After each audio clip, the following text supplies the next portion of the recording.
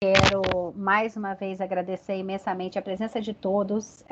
Esse evento já é um sucesso, como eu brinquei com os alunos, estava tendo até briga nas redes sociais pelas vagas, mas realmente a gente precisava, para ser um evento de extensão formal, com emissão de certificado, a gente precisava realmente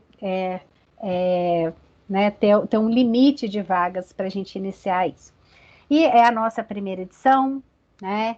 É uma edição comemorativa, é a primeira vez que a disciplina de ATS ela é disponibilizada na UNB, é a primeira vez que a gente tem a disciplina de avaliação de tecnologias no departamento de farmácia.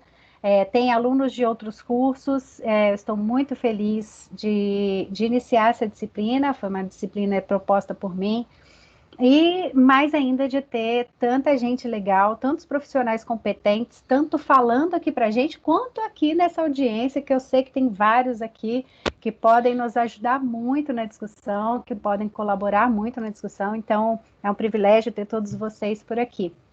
Vou agradecer e iniciar o nosso evento, então, formalmente, apresentando a nossa estreante, né, que destaque, não estreante como profissional, mas como a nossa palestrante.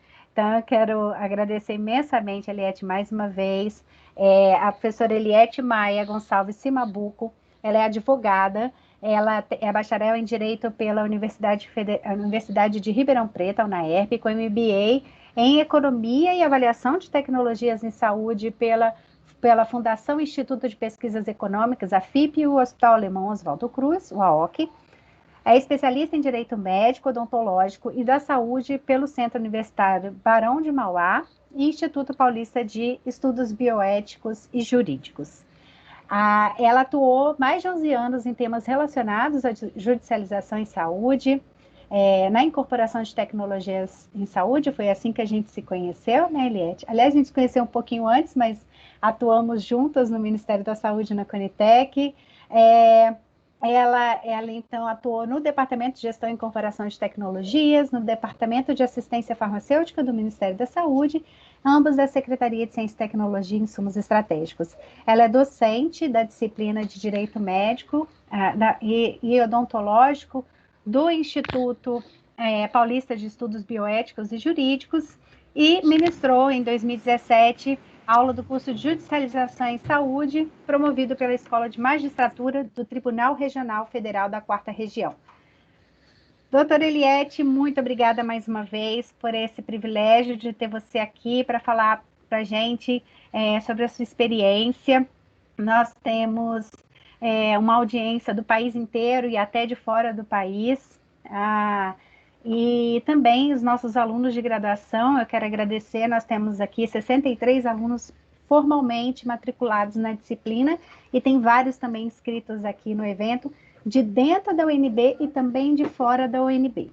Então, muito obrigada e eu passo a palavra para você. Eu vou também fechar minha câmera para diminuir a carga aqui. Nós estamos agora com 112 pessoas na sala.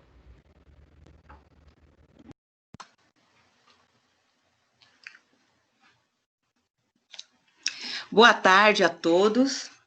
Eu não poderia iniciar a nossa conversa de hoje sem os meus agradecimentos à professora Elaine, e já parabenizando-a por essa importante iniciativa.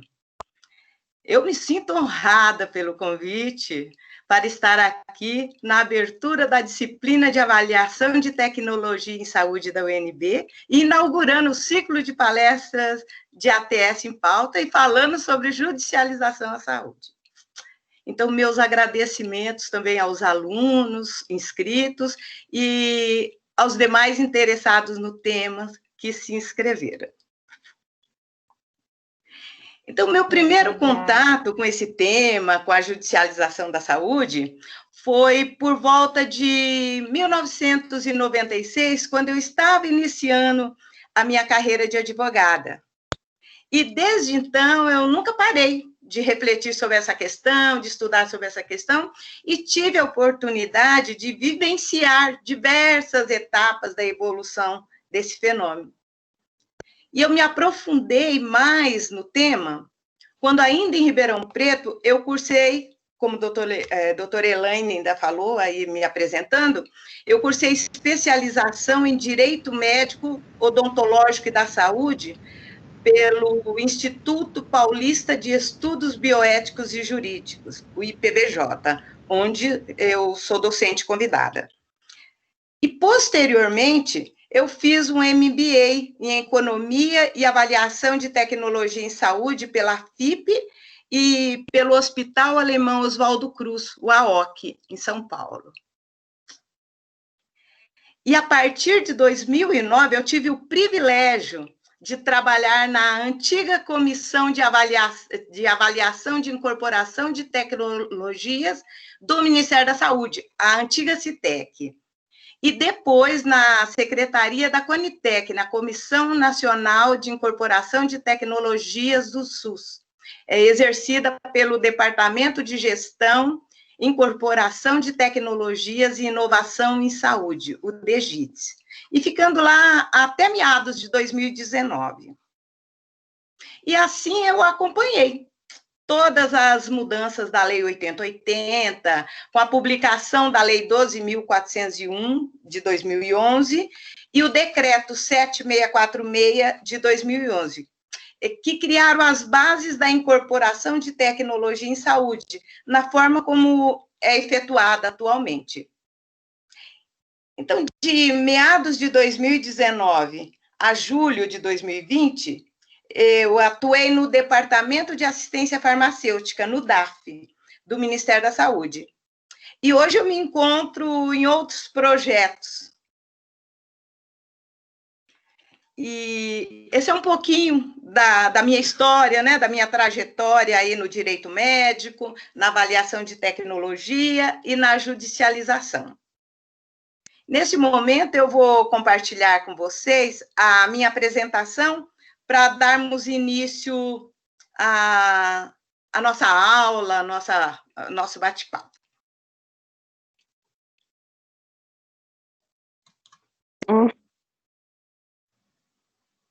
Oi?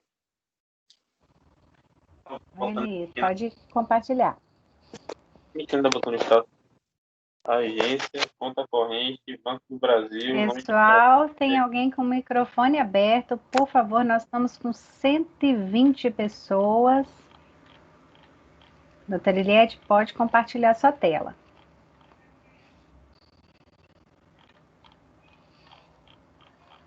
Ok, tá, já está visível para a gente. Ok, pode, a palavra é sua. Vamos aproveitar. Se vocês quiserem, pessoal, nós vamos ter a apresentação da doutora Eliette, depois nós vamos ter um espaço para perguntas. Então, se vocês quiserem já ir escrevendo suas perguntas no chat, depois eu vou repassando ao final para a doutora Eliette. O ideal é que a gente deixe ela fazer a apresentação e façamos as perguntas ao final, combinado? E vocês podem também abrir os microfones. Certo, mas, eu gostaria só de uma informação antes do início, se a apresentação vai ser compartilhada posteriormente.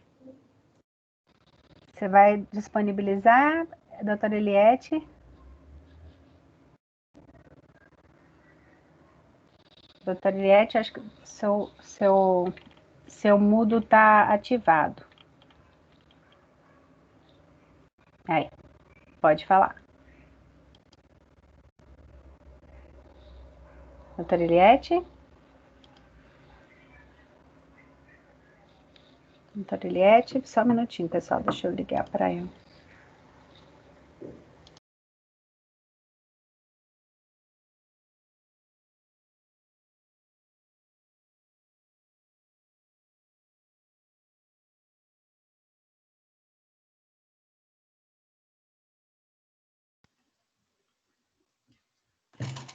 Momento aí, pessoal. Já está corrigindo aqui.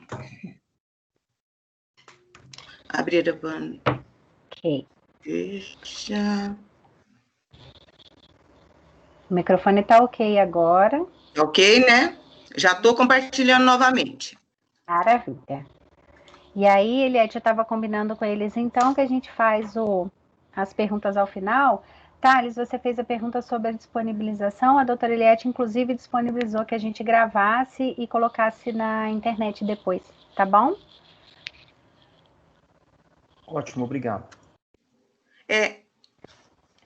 Inclusive, a minha apresentação vai ficar com a doutora Elaine, vai ficar disponibilizada aí para vocês, e ela pode disponibilizar para quem solicitar.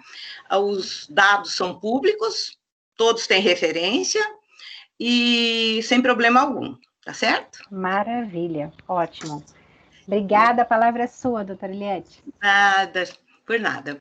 Então, pessoal, olha, adentrando o nosso tema, que eu julgo ser de extrema importância para a sociedade, vamos refletir o que é esse fenômeno denominado de judicialização da saúde. Eu sei que muitos aqui, que estão inscritos, que estão nos assistindo, já sabem estudos sobre o assunto e que nada mais é do que a tentativa do indivíduo, do paciente, do cidadão, de obter, por meio de ações judiciais, medicamentos, exames, cirurgias, leitos de UTI, ou qualquer outro tratamento que não foi possível ter acesso pelo SUS ou pelos planos de saúde, os planos privados de saúde.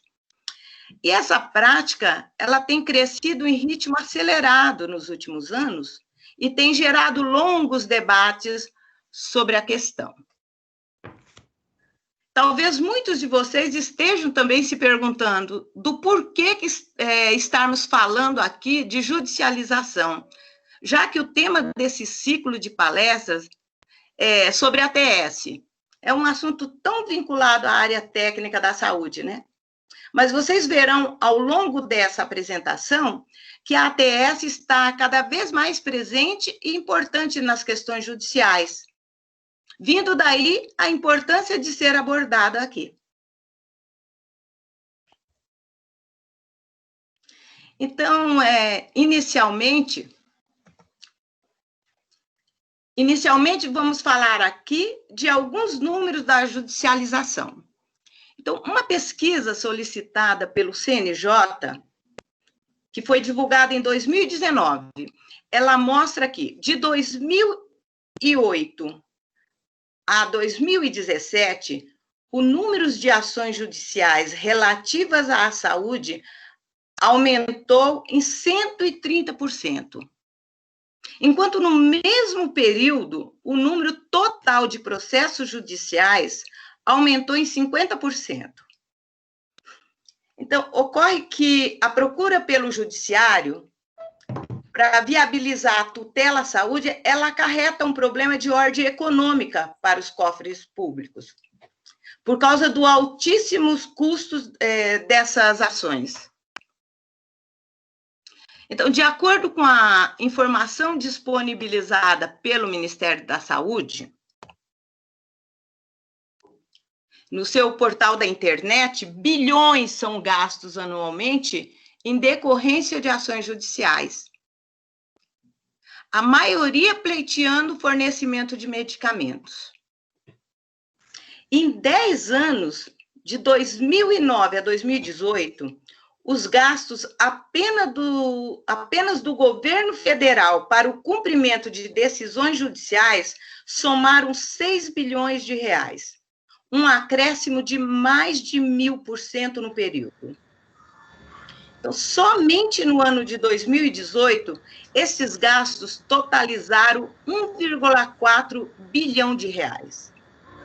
Então, no relatório de gestão de 2019 do Ministério da Saúde, informa que no ano passado foram gastos pelo Ministério mais de 796 milhões em aquisições por demandas judiciais.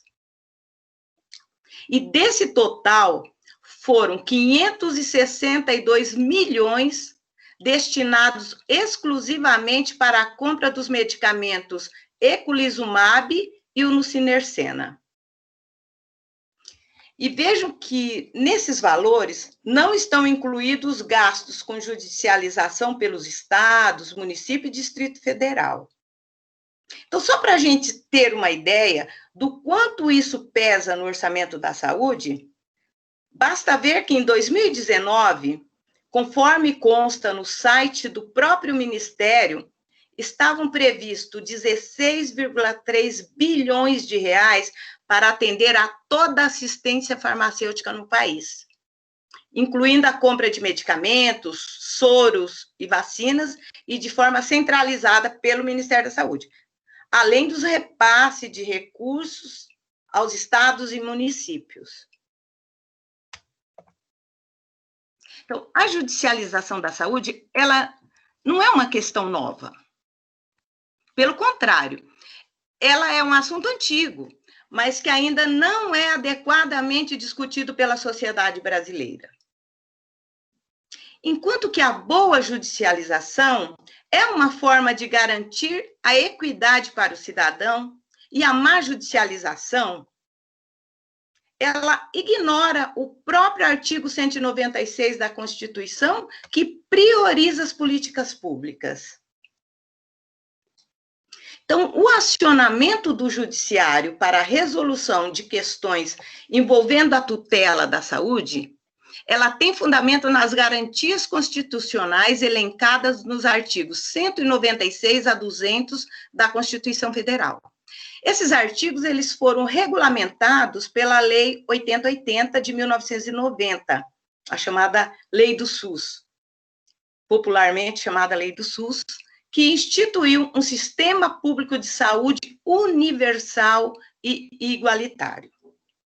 Bem, mas quando falamos em universal, é importante ler o artigo 196, que diz: a saúde é um direito de todos e dever do Estado, garantido mediante políticas sociais e econômicas, que visem a redução do risco de doenças e de outros agravos e ao acesso universal e igualitário às ações e serviços para sua promoção, proteção e recuperação. Então, o trabalho do Estado é promover esse direito por meio de políticas sociais e econômicas, para diminuir o risco às doenças, além de também se certificar que o acesso a esse serviço seja igualitário. Então, dessa forma, toda a população brasileira tem que ter acesso a médicos, exames, consultas, inclusive a medicamentos. Isso tudo deve estar a uma distância razoável da pessoa e disponível continuamente de acordo com as necessidades. Então, para isso, é importante que o gestor do sistema de saúde, ele utilize adequadamente os recursos públicos, para que tenha capacidade de pagar os custos dos serviços. E nem sempre isso é possível, porque o orçamento, ele não é a perder de vista. E, nesse contexto, é que se insere a avaliação de tecnologias em saúde no SUS. Então, nesse tema, tem uma explicação interessante dada pelo Dr. Clênio Schulze, o juiz federal, um estudioso da judicialização à saúde, que o Brasil tem um sistema de incorporação de tecnologias em saúde com características específicas, sendo que a principal delas está nas suas múltiplas modalidades. E a primeira e mais importante é por intermédio da Comissão Nacional de Incorporação de Tecnologias do SUS, a CONITEC. A segunda possibilidade de incorporação é por meio de decisões dos estados, Distrito Federal e dos municípios, que também podem criar suas próprias listas de fornecimento de medicamentos. Em terceiro lugar, tem a Agência Nacional de Saúde Suplementar, a ANS, que regula o rol de procedimentos e eventos em saúde voltados para as operadoras de plano de saúde. Em quarto lugar, ele cita que existe ainda a judicialização da saúde, em que os magistrados, ainda que em processos individuais e sem efeitos coletivos, eles criam novas regras para determinar aos gestores públicos ou as operadoras de plano de saúde o fornecimento de medicamentos. Ao tomar suas decisões nos processos judiciais, o juiz acaba interferindo na incorporação de tecnologia em saúde ao conceder as liminares ou as antecipações de tutela. Bem, o que seria uma liminar?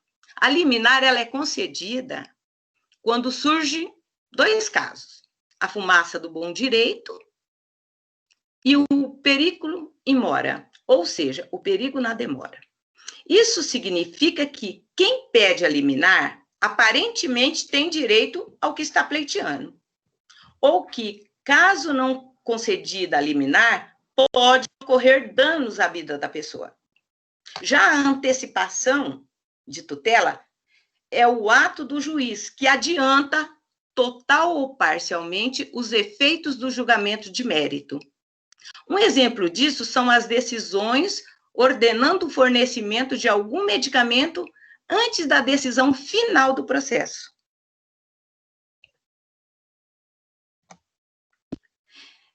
Mas quero deixar aqui bem claro que não estou aqui para defender, acusar ou julgar esse ou aquele, né? Pois essa questão, muitas vezes, todos têm razão. Cada um sob seu ponto de vista. Então, o médico, quando ele prescreve um medicamento, ele entende que aquela prescrição é a que melhor atende às necessidades terapêuticas do paciente. Ainda que em algumas situações o medicamento não tenha registro, ou não esteja incorporado no SUS, ou haja alternativas terapêuticas já disponibilizadas no SUS. O paciente, de posse da prescrição médica, ele entende que o acesso ao medicamento é um direito seu, que é assegurado pela Constituição, podendo acionar o judiciário para garantir esse direito. O judiciário, por sua vez, tem que analisar e tem que dar uma resposta para o que lhe foi pedido. E que não é fácil, porque o judiciário tem que tomar decisão sobre um sistema que não é o seu objetivo de trabalho cotidiano, não é o seu objeto de trabalho cotidiano. Já o gestor público, ele tem o papel de informar ao paciente e os operadores do direito, principalmente o judiciário, sobre as políticas públicas de saúde, e ainda tem que cumprir essas determinações judiciais. Vejamos que é um ponto de vista de cada um e não é um trabalho fácil, né? Então, a judicialização, ela tem várias facetas. E muitas delas, que nós não vamos comentar aqui, até porque não vamos ter tempo hábil para tudo isso. Alguém pode estar se perguntando: mas existe caso de corrupção, existe caso de pressão da indústria farmacêutica, pressão dos médicos, advogados, etc. Sim, concordo, existe, e essas são as causas da má judicialização. Pelo menos, eu acredito que essa é a má judicialização, mas que não vamos tratar aqui, pois estamos falando da judicialização de modo geral. Mas existem algumas consequências positivas também da judicialização. E eu vou citar aqui um exemplo que ocorreu no início das ações judiciais sobre saúde com medicamento de HIV, ainda nos anos 90. Então, envolveu uma discussão sobre se o judiciário podia ou não obrigar o poder público a fornecer os coquetéis antirretrovirais para os portadores de HIV.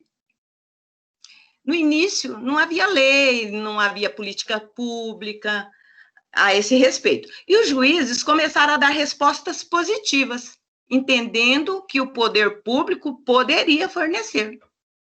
Então, aquela enxurrada de ações acarretou uma mobilização por parte dos gestores, principalmente do Ministério da Saúde, que olharam para a questão dos portadores de HIV e estabeleceram uma política pública de sucesso.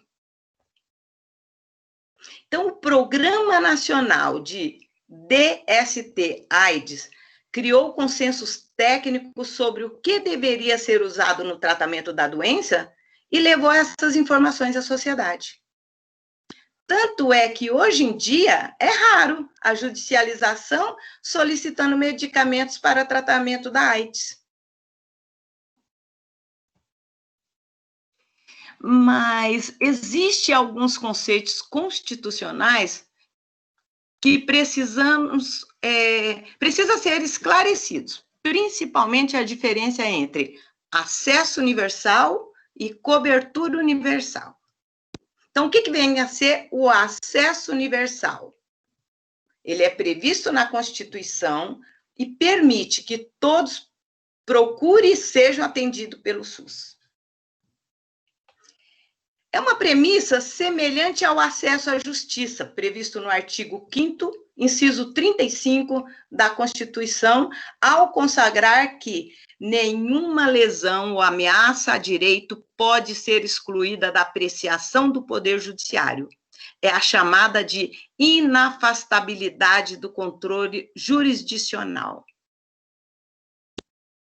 Por outro lado, a cobertura universal, ela significa que o Estado teria o dever de fornecer tudo a todos.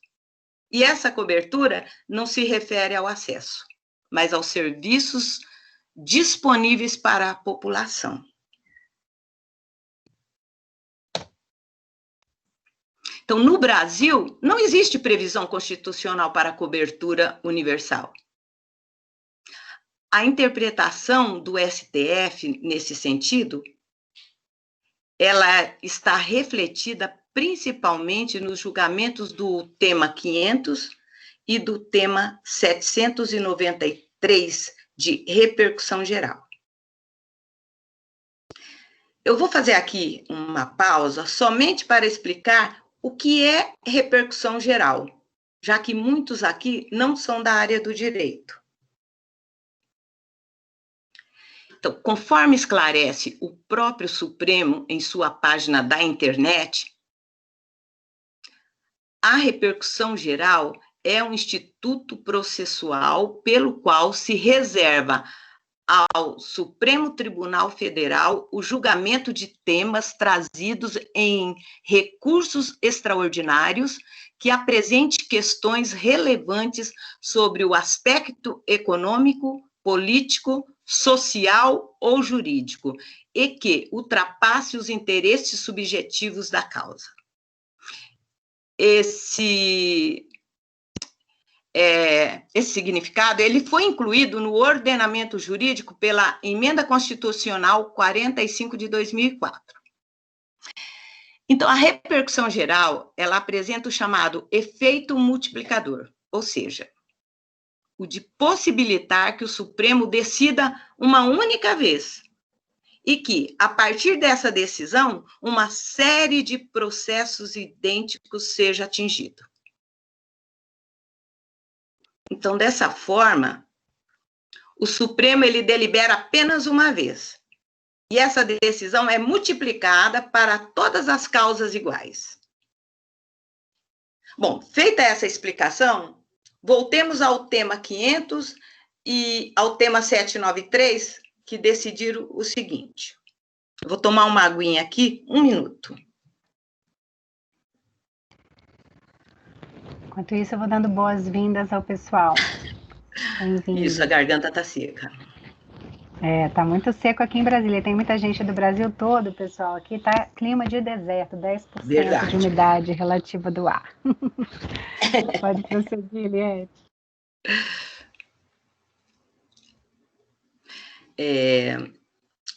Então, ficou o seguinte. O tema 500 e o tema 793, eles decidiram o seguinte, que não é possível o fornecimento de tratamentos experimentais, que o fornecimento de medicamentos sem registro na Anvisa... Alguém Oi. Compartilhou uma tela, vocês estão vendo a tela da Eliette? Para mim Não. caiu aqui. Não, Ah, é? não, caiu. Caiu. Não, tá. Caiu? Não, Caiu? alguém Aqui também pra, caiu. alguém clicou para compartilhar. Isso. Marcos, Quer que eu tiro? Ó, Coloco pode... novamente? Não, só um minutinho. Não? Por favor, tenta colocar, Eliette, por favor. Tá legal. Pessoal, aproveitando, enquanto a Eliette vai colocando, vocês que estão de fora não conseguem fazer perguntas no chat. Então, ao final, vocês podem levantar a mãozinha e aí eu vou olhando, né? Quem vai levantando, ou já podem ir levantando agora, eu já vou registrando e a gente faz as perguntas ao final. Tá conseguindo compartilhar, Eliette? Tô sim.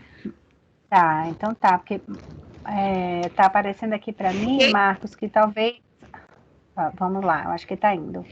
E aproveitando, então, quando você coloca, ele já que interrompeu, já, como diz querendo interromper, mas não Certo, interrompendo, gente? como diz, certo, Oi. como diria Deu certo? Soares, certo, estamos vendo. Só para falar para o pessoal, então, pedir desculpas, porque nós enviamos o link em cima da hora, porque eu só recebi a lista de inscritos hoje com 70 abas no Excel e tive que filtrar quem estava inscrito hoje, então, mas deu certo. A semana que vem vai tá ok para a próxima. A estreia é assim, né, Eliette? Tem prós e contras. Com certeza. Eliette, Mas por favor. vai dar tudo certo. Tá dando. Estamos aqui com uma audiência de 130 pessoas. Pode seguir. Que maravilha! Todos sejam muito bem-vindos. Então, voltemos ao tema? Voltemos ao tema 500 e ao 793, que decidiram o seguinte: que não é possível fornecimento de tratamentos experimentais, que o fornecimento de medicamentos sem registro na Anvisa é medida excepcional e que existe solidariedade judicial entre União, Estados, Distrito Federal e município, cabendo ao magistrado do processo definir a responsabilidade de cada ente, e que, em regra, os entes públicos não estão obrigados a fornecer medicamentos não incorporados no SUS. Eu reitero que as posições citadas no slide anterior e que estão materializadas em decisões definitivas do Supremo indicam que o SUS não possui cobertura universal. Ainda tem um tema pendente de decisão sobre o tema 6. Ele trata da obrigatoriedade do Estado de fornecer medicamento de alto custo a portador de doença grave que não possui condições financeiras para comprá-lo. Esse foi esse último julgado aí do Supremo. Então, que o caso concreto, o que aconteceu? Ele diz respeito à recusa do Estado do Rio Grande do Norte de fornecer o citrato de sildenafila para o tratamento de cardiomiopatia isquêmica e hipertensão arterial pulmonar de uma senhora idosa e carente, com fundamento no alto custo do medicamento e na ausência de previsão de fornecimento pelo SUS na época. É que esse medicamento, na época da ação, ele não estava incorporado ao SUS. Então, a paciente acionou a justiça para pleitear que o Estado fosse obrigado a fornecer o medicamento. Então, o juiz de primeiro grau, ele determinou a obrigação do fornecimento. E, na segunda instância, a obrigação foi confirmada pelo Tribunal de Justiça do Estado. Aí, o governo do Rio Grande do Sul, ele recorreu ao Supremo, por meio de recurso extraordinário. E, nesse meio tempo, o medicamento foi incorporado. Então, por isso, o Supremo desproveu o recurso do governo do Estado. Ou seja, ele confirmou a sentença em segundo grau. Como já estava incorporado, né? Então, assim, já estava incorporado, ele decidiu que o Estado tinha que dar. Então, assim, o Supremo, ele decidiu, no dia 11/3/2020, que o Estado não é obrigado a fornecer medicamentos de alto custo solicitados judicialmente, quando não estiverem previstos nas listas do SUS, ou seja, na RENAME, né, na Relação Nacional de Medicamentos Essenciais, a não ser em situações excepcionais, e que ainda serão definidas na formulação da tese de repercussão geral. Esse tema 6, ele iria ser julgado no final de agosto, né? Ocasião em que seriam estabelecidas essas situações excepcionais, ou seja, as condicionantes para a sua aplicação. Daí teve a decisão de repercussão geral adiada em razão de pedido de vista do ministro Gilmar Mendes. E essa decisão do Supremo, ela pode afetar mais de 42 mil processos similares que estão parados aguardando essa decisão.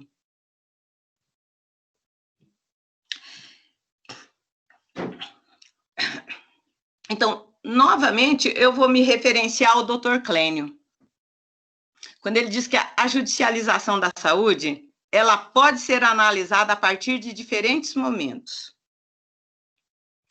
Então, eu me referencio muito ao Dr. Clênio, nós dois sempre estudamos muito sobre judicialização, fizemos aí vários seminários, participamos de várias mesas em congressos, em seminários juntos, sempre discutimos muito o tema, inclusive com o Dr. Gebran também, né?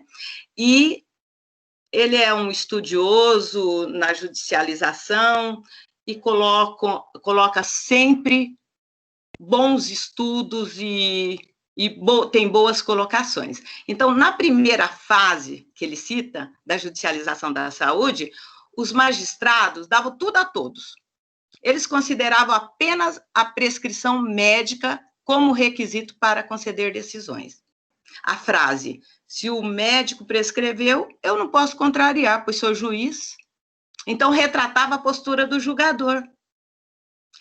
Essa fase já foi superada, inclusive no Superior Tribunal de Justiça e no Supremo Tribunal Federal, em razão de vários julgados.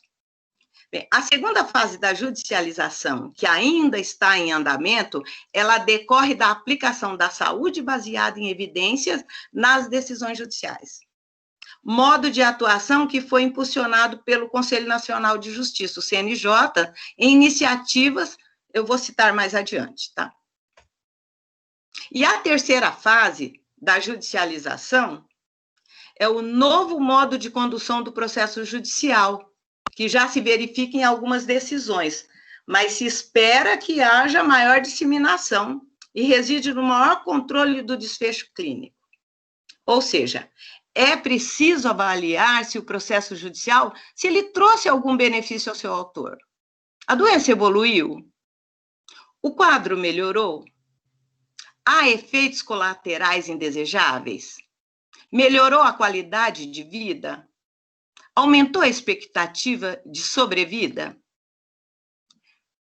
Tais perguntas são importantes e devem ser apresentadas e comprovadas pelas partes no processo, a fim de se avaliar se há algum benefício clínico ao paciente e também para permitir a equalização da relação entre o direito individual e a política pública de saúde.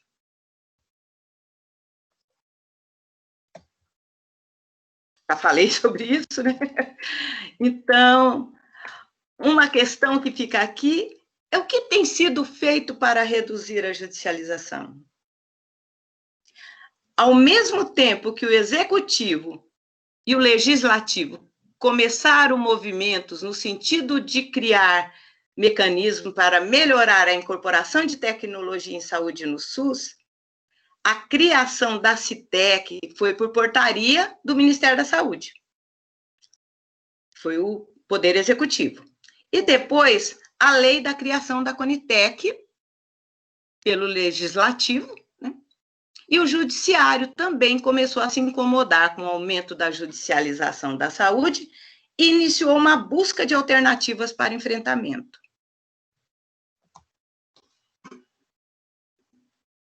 Eu cito como exemplo a iniciativa do Supremo Tribunal Federal na audiência pública sobre saúde, realizada em abril e maio de 2009, que durante vários dias deu oportunidade ao governo, a especialistas, academia e associações de pacientes de se pronunciar sobre o tema.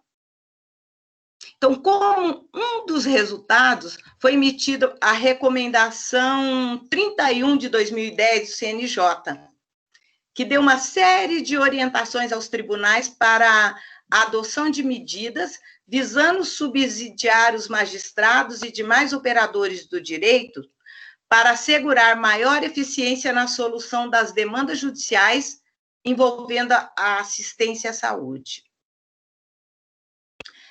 Em seguida, veio a resolução do CNJ 107 de 2010, que instituiu o Fórum Nacional do Judiciário, que é para o monitoramento e resolução das demandas de assistência à saúde.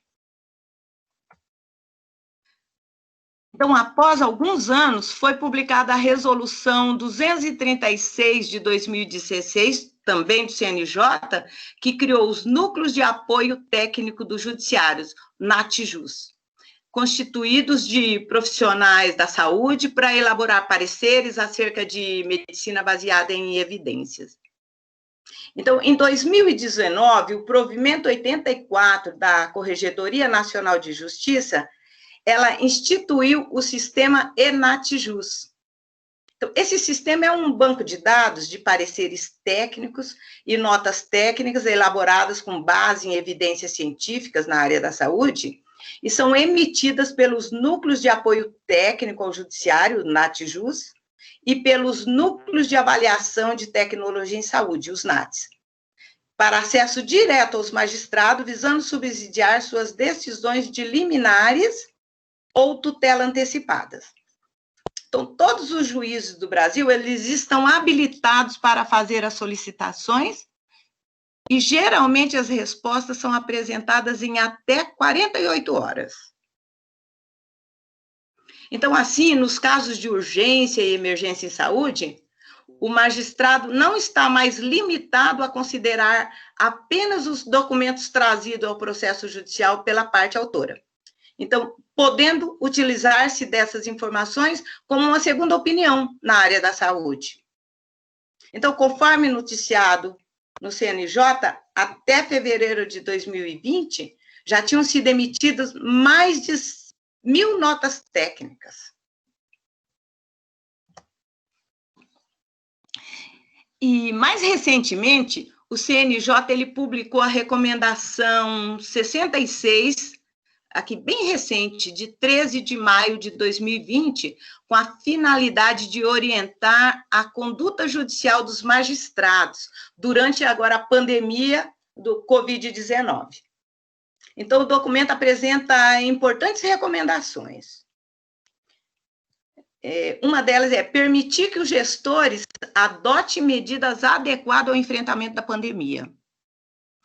Fomentar as medidas de prevenção, tais como distanciamento social, restrição de aglomeração de pessoas, suspensão de aulas, organização da administração e do setor privado para trabalho remoto e continuidade dos serviços essenciais. Também da proteção adequada dos profissionais da saúde. A respeito da resolução 37 de 2000,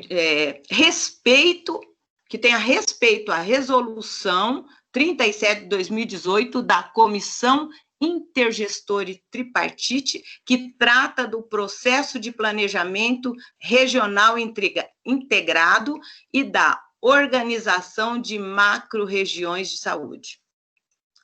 Também da adoção de deferência e autocontenção nos processos judiciais que envolvam o pedido de admissão em UTIs, adoção de deferência e autocontenção nos processos judiciais que envolvam o controle de atos normativos sobre isolamento social. Evitar intimações pessoais aos gestores de saúde durante a pandemia, evitar a aplicação de multas aos entes públicos por descumprimentos de ordens judiciais durante a pandemia e permitir a dilação de prazos para cumprimentos de decisões cuja finalidade seja mais difícil de ser alcançada em razão da pandemia. Bem, então voltamos aqui. E os gestores públicos? O que pode fazer para contribuir e diminuir a judicialização da saúde?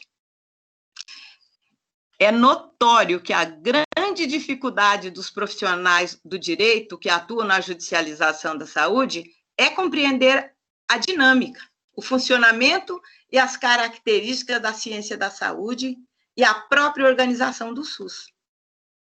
Para um juiz com formação em direito, é muito difícil compreender que um médico pode prescrever um medicamento sem que ele tenha comprovação de evidência em relação à sua eficácia e segurança.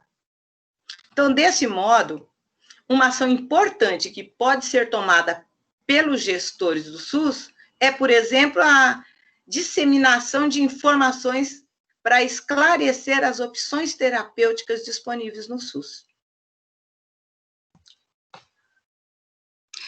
E o que a gente observa que são atores importantes nesse contexto, o Ministério Público Federal,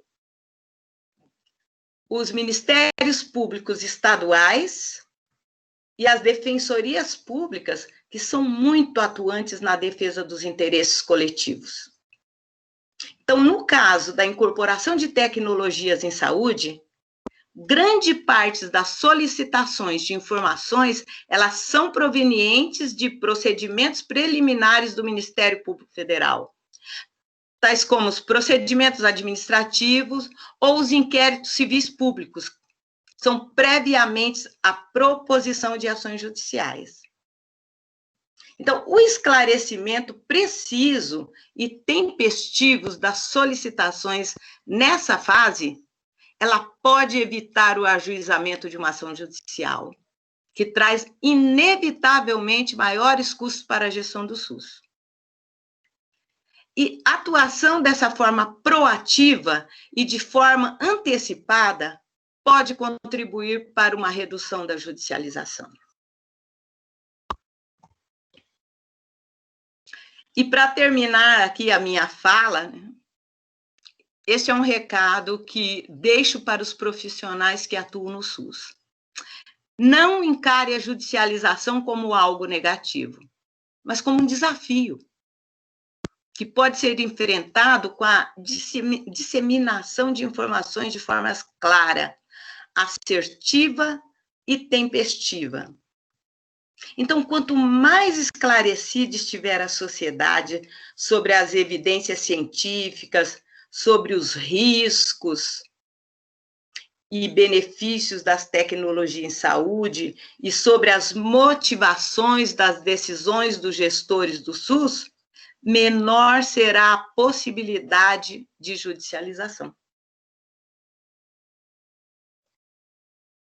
Então, obrigada a todos pela atenção de vocês. E a partir de agora eu fico à disposição para esclarecer eventuais dúvidas e deixo aqui meus contatos. E informo também, como já falamos anteriormente, que esta apresentação ela ficará à disposição do curso. Ela é pública e os dados são públicos. Então, vou parar agora o compartilhamento e voltamos para a doutora Elaine, ok? Muito obrigada. Obrigada, doutora Eliette. No virtual é ruim colocar as palmas de todos, mas quero agradecer imensamente, agradecer pelas suas, pelos seus aportes aqui para a gente discutir. É importante colocar, é mesmo um grande desafio, né? Já tem, algumas pessoas foram levantando a mão, várias pessoas não estão conseguindo mandar a mensagem no chat, porque não são, né, não são da equipe, né, não estão na equipe no Teams, então são convidados externos, mas a gente, por favor, só levantar a mãozinha que a gente já faz aqui. Tem também dos alunos. Eu queria só colocar aqui, já que um monte de gente entrou né, depois de iniciar, até por uma falha nossa, eu queria agradecer imensamente mais uma vez a presença da doutora Eliette, que aqui representa nesse início de evento, né, do nosso ATS em Pauta, todos os demais palestrantes que são voluntários, que toparam entrar nessa empreitada, de estar aqui com a gente, de compartilhar seu conhecimento. Então, eu quero agradecer imensamente a todos os colegas profissionais que estão aí nos ouvindo pelo Brasil inteiro e também aos alunos de graduação que são da Universidade de Brasília e de fora da Universidade de Brasília também temos inscritos no evento para participar e conhecer um pouquinho mais sobre a ATS. Também quero colocar, eu vou mandar um e-mail para todos os inscritos, porque alguns fizeram a inscrição com nomes incompletos, e o pessoal do decanato de extensão me chamou a atenção para isso, para que vocês tenham o certificado de participação correto, a gente precisa atualizar os nomes, então eu vou enviar um e-mail para vocês, para qual e-mail que envia, para atualizar o nome, para poder ter o certificado da Universidade de Brasília. Nós temos, então, aqui já algumas perguntas. Vamos começar, então. Bianca, você levantou a mão no meio da apresentação, quer falar? Bom ter você aqui, Bianca Passos. Tem várias Biancas, eu vi que tem inscritas, então, Bianca Passos, que bom ter você por aqui. Ai, muito obrigada, obrigada. Eu acho que é um excelente movimento, escutando vocês conversando um pouquinho assim no início, deu uma saudade enorme da faculdade, estou quase pedindo uma vaguinha para voltar. E parabéns pela apresentação, acho que bastante esclarecedora, eu estou aprendendo bastante aqui também. Eu acho que ficou uma dúvida para discutir com vocês. Eu escutei em uma apresentação que eu participei algumas semanas em relação ao subfinanciamento do SUS, o quanto que a gente investe no SUS no Brasil, que pelo que eu escutei é 3% do nosso PIB, enquanto outros países com sistema semelhante de saúde investem em média 6%. E se esse movimento de judicialização de alguma forma poderia beneficiar uma discussão desse subfinanciamento. Então, rediscutir esse subfinanciamento, gerando alguma pressão para aumentar esse financiamento em saúde.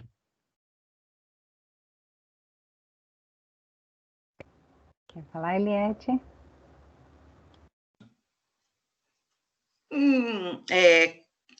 Qual o nome dela? Bianca.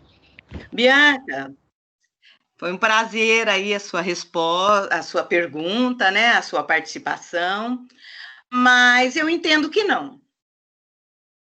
Eu entendo que a judicialização não movimentaria esse tipo de financiamento.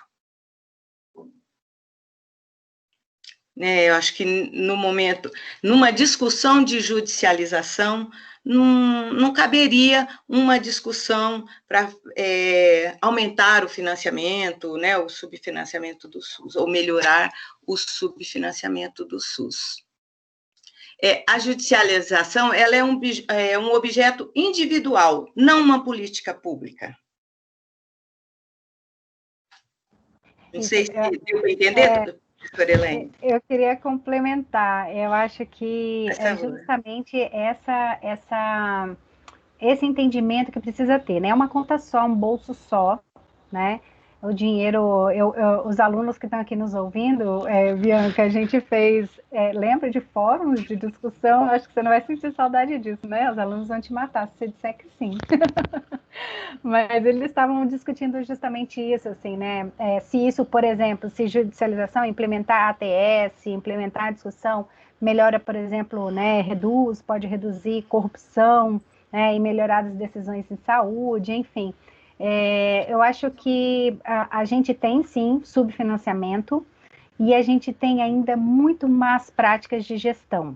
Então, acho que todo esse movimento que vem vindo no judiciário, né, com esses, a gente participou disso aí, né, de criar os núcleos para apoiar a decisão dos juízes, né, para eles não tomarem a decisão assim só com a receita, com a prescrição, né, elas já ajudam, mas eu concordo com a Eliette que tem que ter, claro, eu acho que é um motivador de discussão, assim como foi para criar a Política Nacional de Gestão de Tecnologias, né? Mas ele não é, porque ele não é uma política pública e nem deveria ser, né? É algo.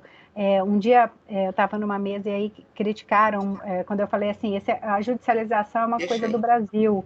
Aí falaram, não, judicialização tem fora. Claro que tem, mas como a gente tem aqui, é impressionante, né? A gente judicializa coisa que está no SUS ou coisas que têm alternativas no SUS também, né? Eu lembro muito quando eu participava da discussão numa Câmara dessa, dando apoio lá ainda, quando era hospital, apoiando os juízes a tomar decisão. Judicializavam coisas que já estavam no SUS, né? Então, onera o sistema judiciário todo, tem um peso muito grande. Então, eu acho que para estimular, ampliar financiamento, eu acho que não, porque vai mais pela lógica de melhorar a gestão do que tem. Justamente, porque as ações judiciais, elas visam atender uma pessoa ou um grupo de pessoas, né?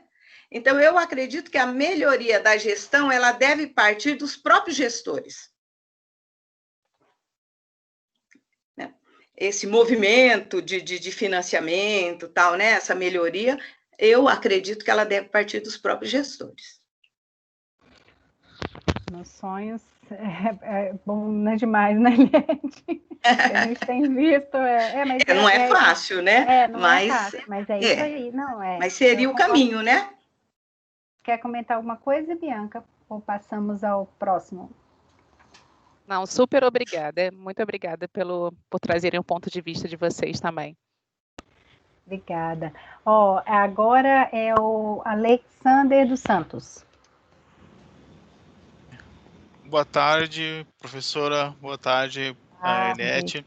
Eu sou Alexander Lacerda, sou biólogo, estudante de saúde coletiva da UNB, estou no 4º semestre.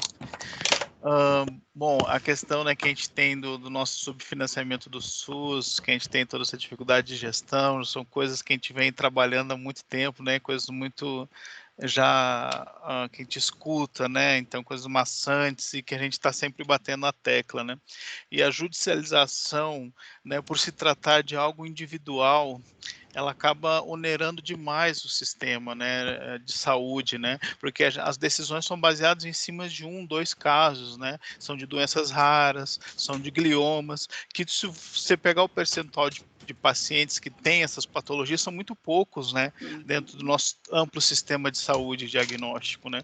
Então, assim, a gente vai estar sempre correndo atrás, porque a indústria, a ciência, a indústria farmacêutica avança muito rápido, né, avança muito mais rápido que o nosso sistema único de saúde, né, os avanços. Então, hoje a gente tem uma expectativa de vida de 75 anos, então várias doenças vão surgir que não estão contempladas no SUS, né. Por exemplo, quando a gente trata de gliomas, que é uma área que a gente trabalha aqui, né, gliomas, que é uma área do medicamento de temodal, custa R$5.000 cada dose, e se você for ver quem tem glioma no Brasil, é um percentual baixo de pessoas que vão ser beneficiadas com uma decisão individual, né, então quanto tempo você poderia ter uma outra tecnologia mais leve, que poderia abranger várias outras pessoas. Então, minha pergunta é, já que a gente está baseado em estudo de evidências, que a gente está, né, sempre levando essa consideração agora, nós não poderia ter uma comissão inversa, que em vez de avaliar se a pessoa tem necessidade, que vai ter esse medicamento, avaliar todo esse avanço da ciência e justamente ver se vale a pena implementar no nosso sistema único de saúde, porque talvez custar mais barato você fazer o caminho inverso, você avaliar as pesquisas que estão sendo feitas, né, ver quem que vai ser beneficiado e aí propor, né, realmente para o sistema de saúde implementar isso ou não, porque parece que no caminho de judicialização, no hall da ANS, tu vai ter muito mais tratamentos e quimioterápicos ou drogas específicas para doenças raras que dentro do SUS tu não vai ter, porque as pressões financeiras são diferentes dentro desses sistemas, né? Então, assim, será se ao contrário nós ter essas comissões que investigasse a ciência e ver se vale a pena implementar, seria mais barato que a judicialização? Seria adiantar isso? Analisar antes? Quer que eu comente? Quero. Nós estamos falando de monitoramento do horizonte tecnológico, né, que é algo que sim os países mais avançados fazem. Tem né, a gente também, o Brasil tem uma cartilha, inclusive, há um trabalho, a Conitec, nos últimos anos, tem colocado, inclusive, no próprio relatório, né? Relatório de avaliação, já coloca, ok, eu estou avaliando essa daqui, mas está vindo aí essas e essas, só que no nosso modelo de avaliação, no processo de avaliação de tecnologias brasileiro, ele contempla aquilo que já está registrado na Anvisa. Então, mesmo eu fazendo o monitoramento do horizonte tecnológico, eu não vou avaliar agora essa tecnologia que não está registrada na Anvisa. Então, isso é uma coisa. Mas, sim, há um movimento brasileiro para se... Bom, pelo menos era uma proposta do Ministério da Saúde até a mudança de gestão, que era criar uma agência única, justamente para diminuir. Você falou da Agência Nacional de Saúde Suplementar, né, da ANS, e dessa diferença entre as decisões na saúde suplementar e no rol do SUS. Então, qual que era a ideia? Que fosse uma agência supra, tipo NICE, no Reino Unido, para tomar decisões para incorporação de tecnologias, por aquilo que tem evidência e tal, e que vai beneficiar a população para tudo. Então, aí sim, como dizem, né? Aí sim ter um sistema único de saúde e não ter tantas disparidades, e isso ajuda. Outra coisa que é um movimento que está acontecendo com frequência é você reduzir o gap, porque o que causa judicialização? O gap entre o registro e a análise pela Conitec. Por quê? Porque hoje os juízes já estão chegando lá e olhando o que a Conitec está recomendando ou não.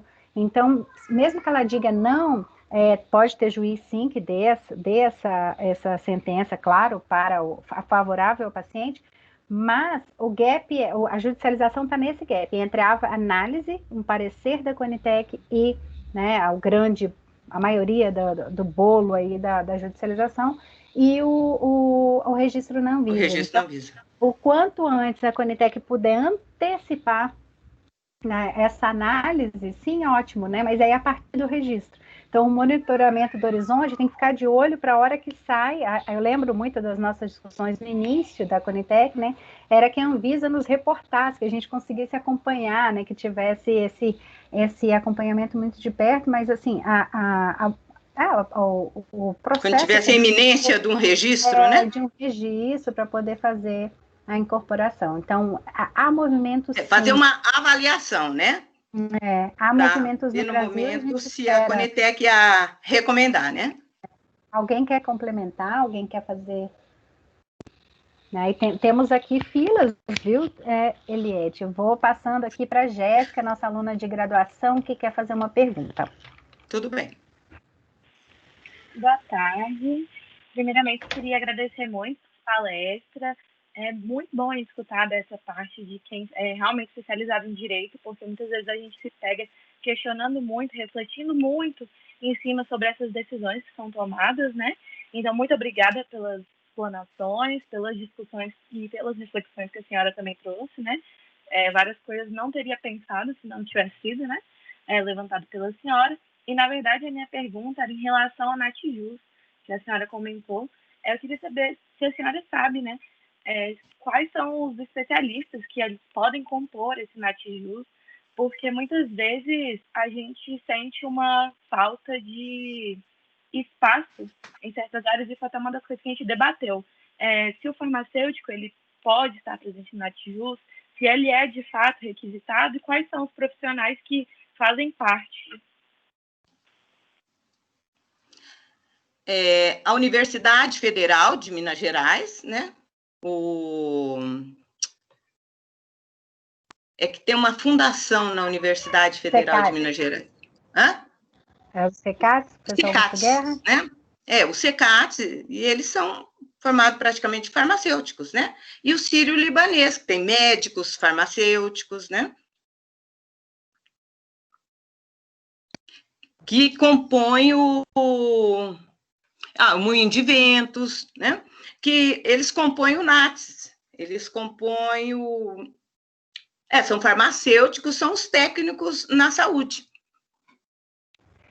Eles isso? Podem, os que participam, né? Está junto, né? E principalmente quando tem medicamento, muitas vezes o farmacêutico principalmente, tá junto. né? Uhum. E tem NATs espalhados pelo Brasil inteiro, alguns são NATs JUS, né, que fazem um apoio maior ao judiciário, né? Aos tribunais. Agora, Adriele Bessa.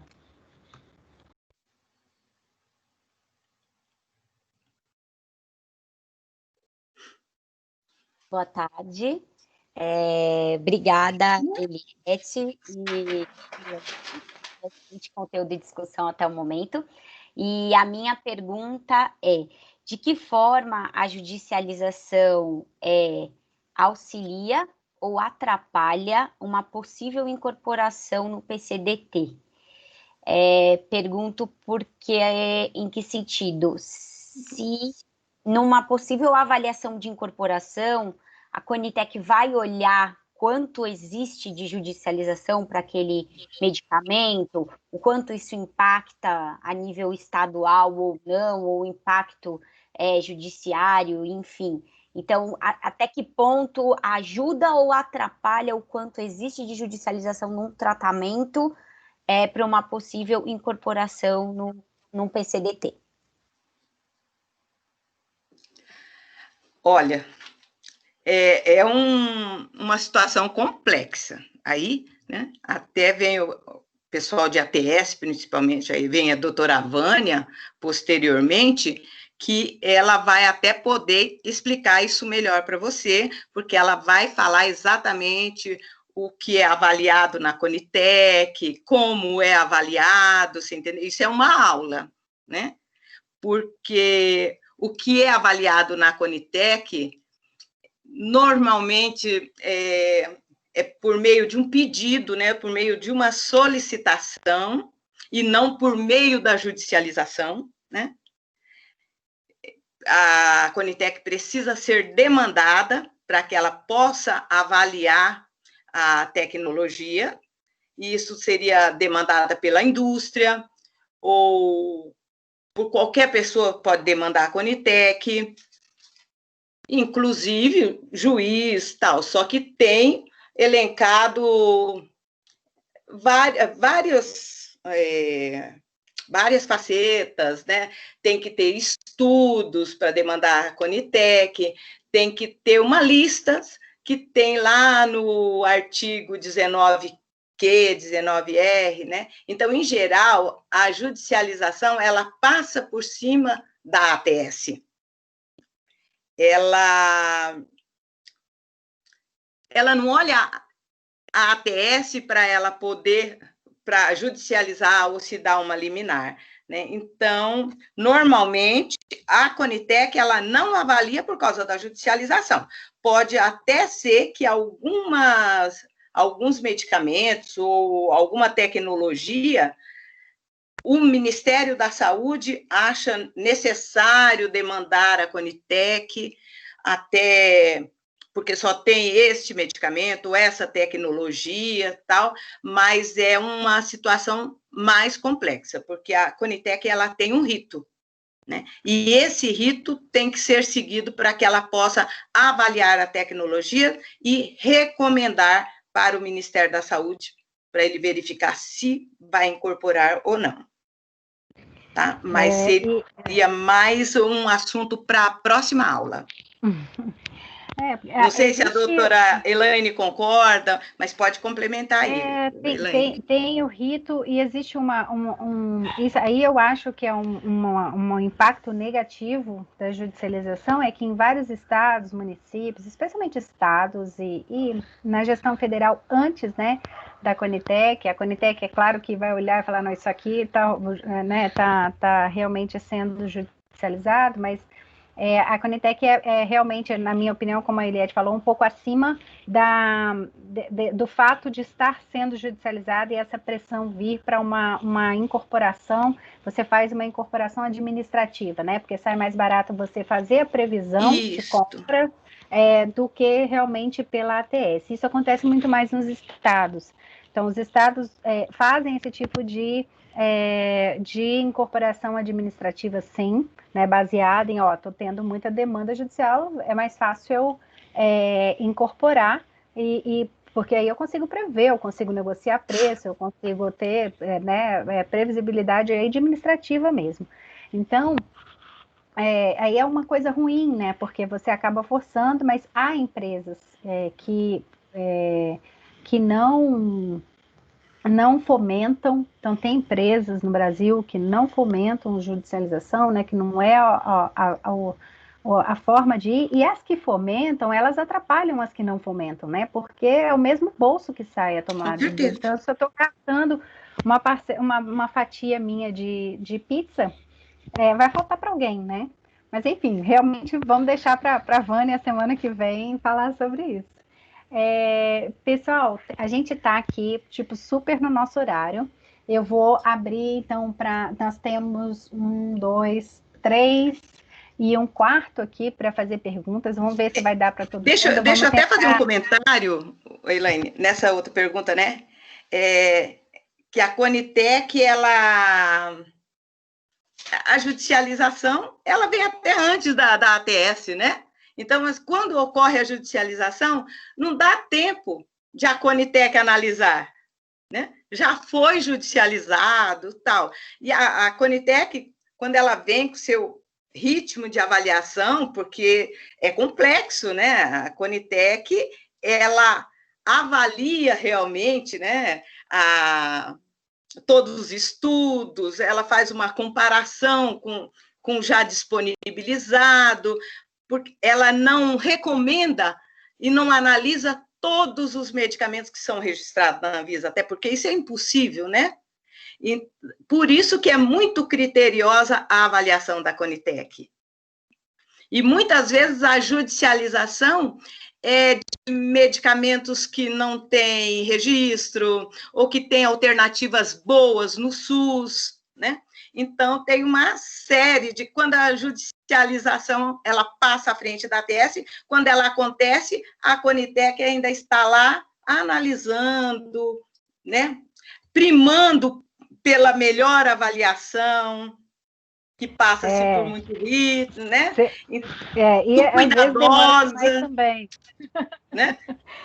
A gente tem isso, né? Assim, eu vejo a preocupação hoje, né, do DGIT de aumentar a equipe para dar mais celeridade aos processos, porque é isso, o gap causa judicialização. Vamos passar a pergunta para o Max Carlos. Ainda está por aí?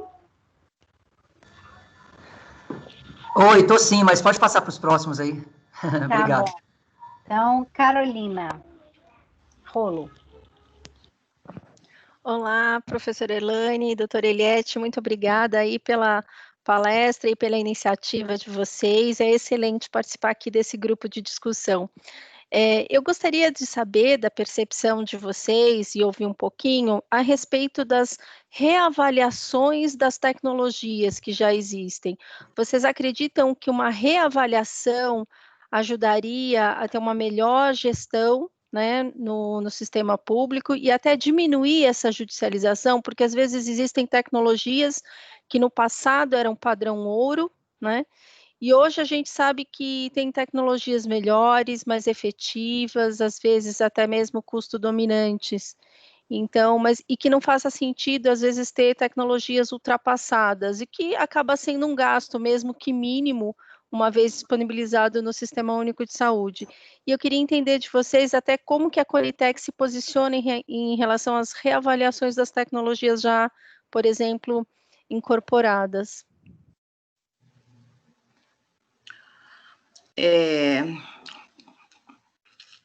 Bem, eu acredito que a judicialização em geral é sobre novas tecnologias. Então, eu acho que é mais um caso para a próxima aula, que vem aí a diretora do DGIT, da Secretaria Executiva da Conitec, e ela vai explicar o que a Conitec avalia, o que a Conitec, inclusive, tem, vai ser melhor explicado pela doutora Vânia, né, que é da Conitec, mas a Conitec, às vezes, avalia tecnologias que já estão incorporadas e, muitas vezes, até desincorpora. mas com certeza ela vai dar uma explicação bem melhor desse caso. Essa desincorporação, ela é muito difícil. Eu falei da morosidade, né, de tomada de decisão. Ela é difícil, mas às vezes a Conitec... né? Acontece, a Conitec desincorpora, fez isso agora... Acho que é muito criterioso, né? Teve exclusão. Isso. Teve exclusão na última reunião, na penúltima acho também. Isso acontece... Por que eu falo que é difícil? Porque, assim, uma vez que está num país como o nosso... Por isso que é tão difícil tomar decisão também por incorporar, quando você tem muitas incertezas, porque uma vez no SUS, alguém vai se beneficiar, pode ser 1, 2, 3, mas alguém vai se beneficiar. Então, para tirar da lista é um custo político também muito grande, e às vezes as pessoas não estão dispostas a correr, né? E até migrar, né? As pessoas que já estão usando, migrar para a nova tecnologia, ou deixar de se beneficiar do que já estão acostumadas, né, ao seu tratamento, tem toda uma série de dificuldades, né? E a gente volta àquela discussão do monitoramento do horizonte tecnológico junto com o processo, o rito processual, né? Porque o rito processual a Conitec avalia aquilo que ela tem demanda. Normalmente ela não demanda. Então, alguém tem que demandar, mesmo que seja do próprio Ministério da Saúde. Isso. A Conitec própria, ela não demanda para si, né? Exatamente. Ela então, tem que ser demandada, ela tem que ser provocada, né? Exatamente. Às vezes não tem uma demanda sobre aquela tecnologia. E ela pode vir de qualquer um, né? Do cidadão, de qualquer um. Pode. Mas realmente vamos tocar semana que vem. Com certeza, vai ser uma discussão boa, né? Vai ser... uma discussão para se entender melhor a Conitec, de como chegam os seus processos, de como são avaliados, protocolos, né? Como entra no protocolo. Com certeza, vocês vão se saciarem da incorporação de tecnologia em saúde. Bom, gente, a gente está aqui realmente chegando no final. Vou passar, o Vitor fez uma pergunta, você quer falar ou quer que eu leia a sua pergunta, Vitor? É aluno nosso de graduação, está aqui na fila. Uhum. Pode falar.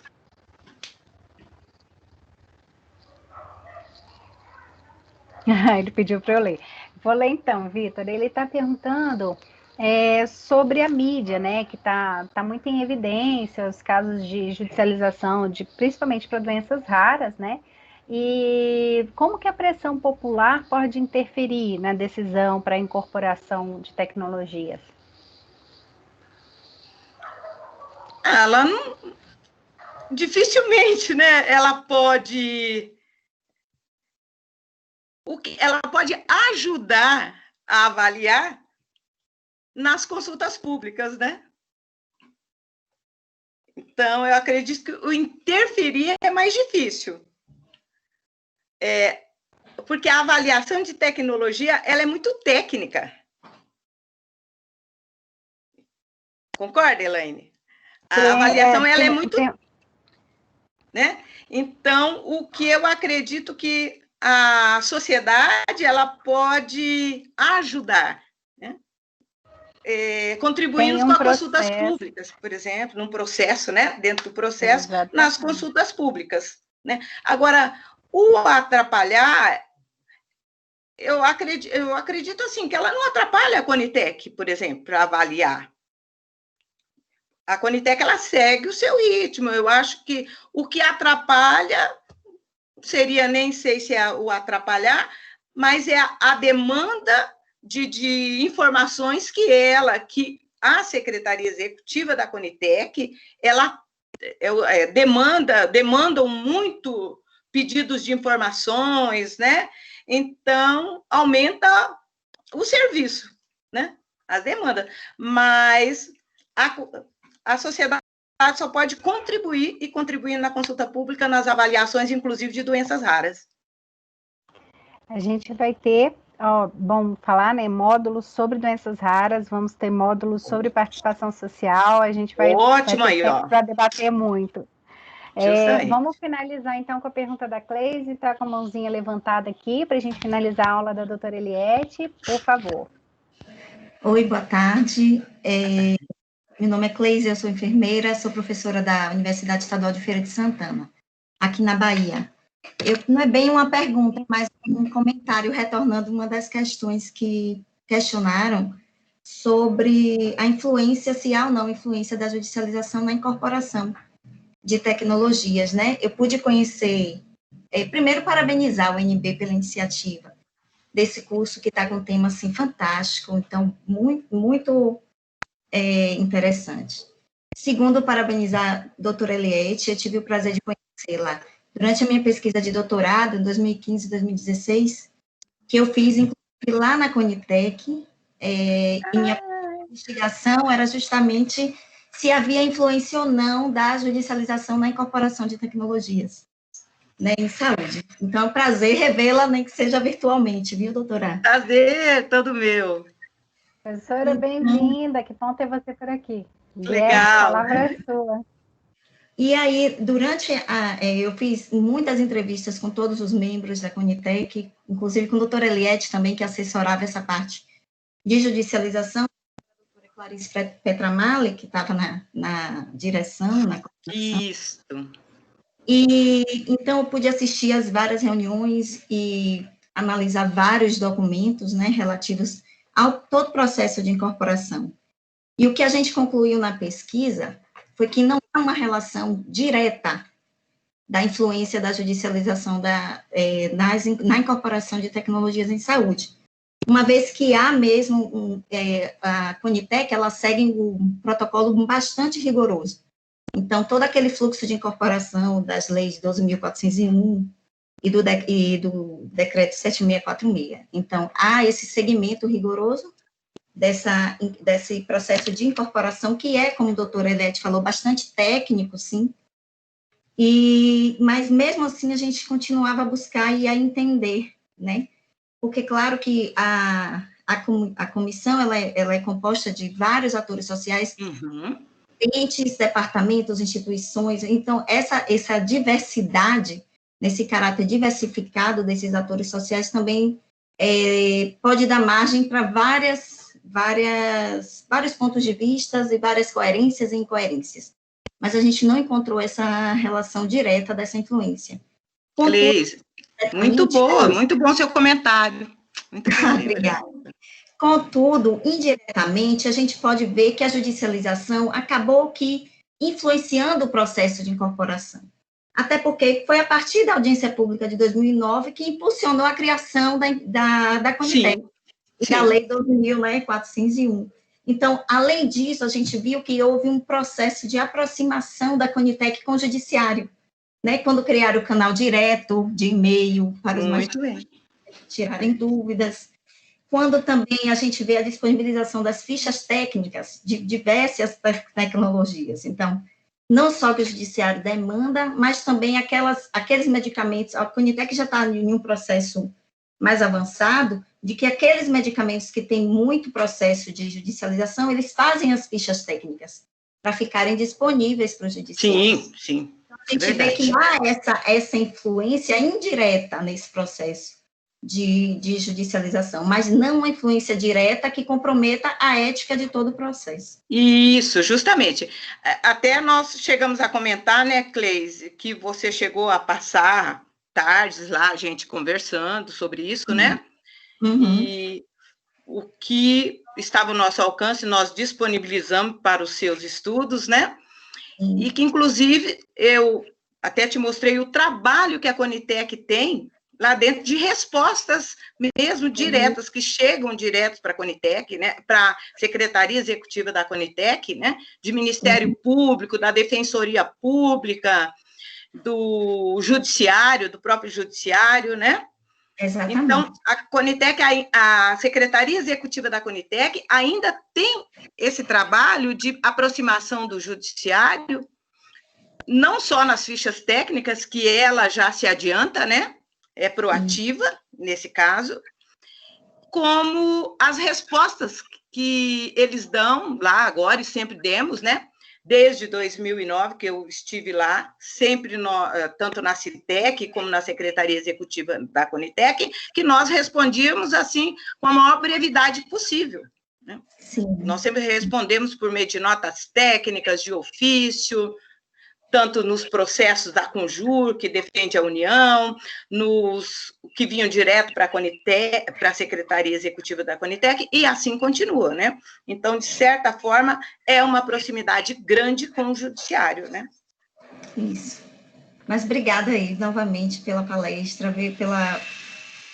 Então, como eu disse, Clésia, é importante o gestor do SUS, ele procurar disponibilizar as informações para evitar essa judicialização, pelo menos para minimizar, né? É o informar Exatamente. cada vez mais, né?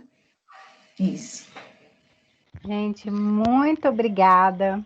Quero agradecer a todas as perguntas, a audiência e especialmente a doutora Eliette, que começou com a gente esse Muito ciclo obrigada. de palestras. A gente tem semana que vem de novo. Vocês vão receber o link com antecedência dessa vez, porque agora eu tenho essa 70 planilha com o nome de todo mundo. Filtrarei tudo antes. Eu recebi já era mais de meio-dia, até filtrar tudo.